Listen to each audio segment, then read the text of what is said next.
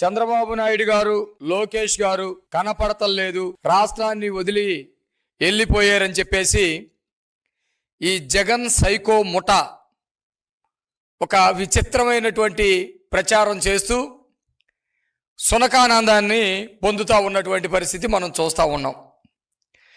జగన్మోహన్ రెడ్డి చంద్రబాబు నాయుడు గారి మీద కానీ, లోకేష్ గారి మీద కానీ, పవన్ కళ్యాణ్ గారి మీద కానీ చేసేటువంటి ఆరోపణలు, ప్రచారాలు కేవలం అతన్ని తిప్పికొట్టుకోవడానికి ఉపయోగపడుతున్నాయి తప్ప వీళ్ళ దరిదాపు కూడా వీటికి సంబంధించినటువంటి ఏవి కూడా రావట్లేదనే సంగతి గుర్తుపెట్టుకోవాలి.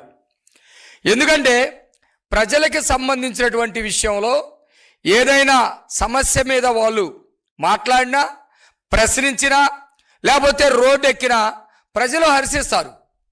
కానీ జగన్మోహన్ రెడ్డి వాళ్ళ బృందం అంతా కూడా అబద్ధపు ప్రచారాలు, తప్పుడు పద్ధతిలో వెళ్ళటం, రప్ప నరికేస్తామని చెప్పటం, లేకపోతే వ్యక్తిగతమైనటువంటి దూషణలు, వాళ్ళకి ఆరోగ్యం బాగాలేదు, వీడికి భార్య బాగాలేదు, వాడికి పిల్లలు బాగాలేదని వ్యక్తిగతమైనటువంటి దూషణలు చేస్తూ ఉన్నారు.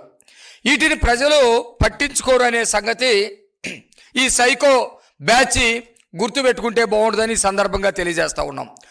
సంవత్సరానికి 365 రోజులుంటే 365 రోజులు రాష్ట్రం కోసం, రాష్ట్ర సంక్షేమం కోసం కష్టపడేటువంటి మనస్తత్వం ఉన్నటువంటి వ్యక్తి చంద్రబాబు నాయుడు గారు. తన 75 సంవత్సరాల వయసులో కూడా ప్రతిరోజు 18 గంటలు కష్టపడతా ఉన్నటువంటి వ్యక్తి ఈరోజు చంద్రబాబు నాయుడు గారు అనే సంగతి అందరికీ తెలిసిందే.